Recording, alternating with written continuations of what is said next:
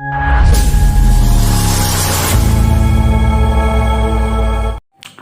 Guys, আমরা চলে এলাম নতুন একটা ভিডিও নিয়ে। সো আজকে আমরা যে বিষয়টা নিয়ে আলোচনা করবো সেটা হচ্ছে, আমরা তো ট্রেনে সবাই চড়েছি, কিন্তু তোমরা কি জানো যে 1 কিমি যেতে আর কি ট্রেনের ঠিক কত ইউনিট কারেন্ট খরচা হয়?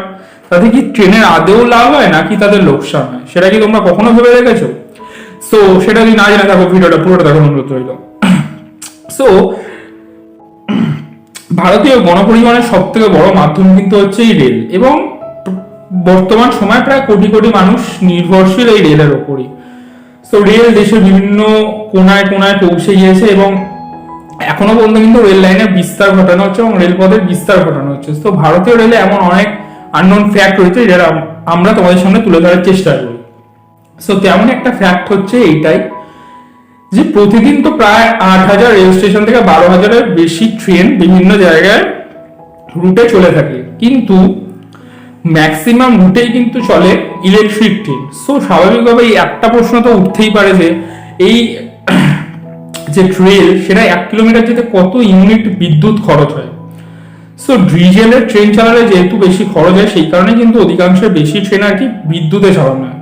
সো তবে কিলোমিটার পথ যেতে ডিজেলের কত খরচ আর বিদ্যুতের কত খরচ, এই নিয়ে কিন্তু অনেকের কৌতূহল রয়েছে। সো একটা পরীক্ষা থেকে দেখা গেছে 1 কিলোমিটার রাস্তা পাড়ি দিতে একটি ট্রেনের পিছনে খরচ হয় মাত্র 20 ইউনিট বিদ্যুৎ, এবং রেলকে প্রতি ইউনিট বিদ্যুতের জন্য 6 টাকা 50 পয়সা দিতে হয়।